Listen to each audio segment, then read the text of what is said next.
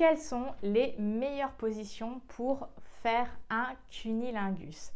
Alors, le cunnilingus, c'est une pratique qui est très appréciable et généralement, on va la pratiquer madame allongée sur le dos et monsieur entre les jambes de madame.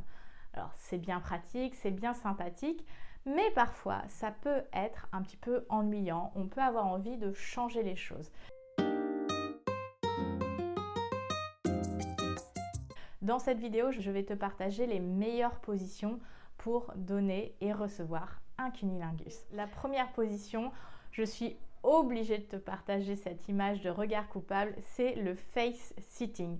Alors, effectivement, pour mesdames, ça va demander d'être assez en confiance avec son corps et sa vulve parce que là, tu t'assieds sur le visage de ton partenaire. Beaucoup d'hommes apprécient ça.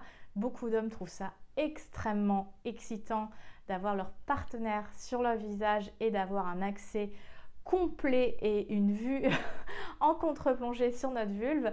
Mais effectivement, pour certaines femmes, ça peut être un peu compliqué. Donc, si en tant que femme, tu n'es pas très à l'aise, tu peux, avant de t'asseoir complètement, te mettre sur les genoux et laisser ton partenaire s'approcher, relever la tête. Ça va te faire un peu travailler les abducteurs, mais voilà, ça peut être un entre-deux avant de complètement t'asseoir sur son visage.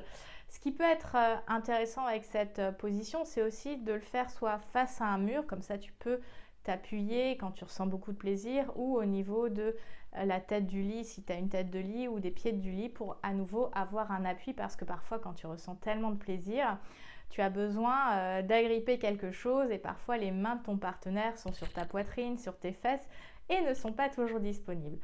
Deuxième position que tu peux faire pour donner un cunnilingus, ça va être la technique un petit peu doggy style, un peu de la levrette. Alors, une variante pour la levrette, c'est au lieu d'être à quatre pattes sur le matelas ou sur le canapé, c'est d'avoir le buste sur le canapé et les genoux au sol. Comme ça, on est dans une demi-levrette et ça peut être extrêmement agréable également. À nouveau, c'est une position qui peut être un petit peu compliquée pour les femmes, mais pourtant, beaucoup d'hommes l'apprécient parce que ça peut aussi amener à l'anulingus, que certains hommes et certaines femmes aiment tant donner que recevoir. Et quand on est à quatre pattes, on va être aussi stimulé différemment. C'est-à-dire que la manière dont notre partenaire va nous donner le cunnilingus, on va le ressentir différemment. L'angle, s'il y a pénétration avec la langue, etc., va être différent et peut procurer de nouvelles sensations. Donc ça peut être aussi une technique à essayer.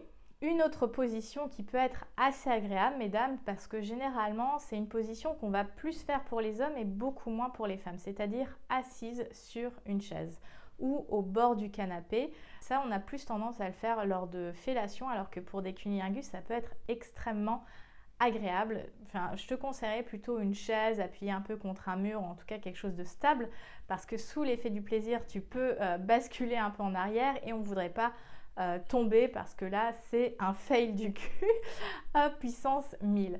Donc, tu peux être sur cette chaise, avoir ton partenaire entre tes jambes et juste te laisser explorer et ressentir le plaisir. La dernière position que j'ai envie de te partager qui va te permettre de ressentir encore plus de plaisir lors de cette caresse, c'est quand ton partenaire est en équerre. C'est-à-dire que tu peux être allongé sur le dos, mais ton partenaire n'est pas entre tes jambes. Il est en perpendiculaire. Tu es comme ça et ton partenaire vient en perpendiculaire stimuler ton sexe, ta vulve, parce que le mouvement de langue va être beaucoup plus appréciable de ce côté-là. Donc voilà les 4 positions pour varier la manière de faire un cunnilingus. J'espère que cette vidéo te sera utile et permettra de varier ta vie intime avec ton partenaire ou ta partenaire. Pour les personnes qui ont envie d'en savoir plus sur le cunnilingus et sur comment stimuler la vulve d'une femme, je vous invite à aller voir cette vidéo sur les secrets d'un bon cunnilingus. Pour les autres, je vous invite, si vous avez envie de prendre ce temps pour réinventer votre vie intime, pour ressentir plus de plaisir et de sérénité dans votre vie intime, je propose des coachings découvertes en plaisirologie. Il y a un lien dans la box de description pour réserver ton coaching. Ça peut être en ligne et en digital. Toutes les informations sont dans la box de description. Si cette vidéo t'a plu, n'hésite pas à t'abonner à la chaîne Âme Fauve et à me suivre sur les réseaux sociaux au quotidien. Sur ces bonnes paroles, je te souhaite de prendre soin de toi, libère ta version fauve et surtout, rugis de plaisir. Bye!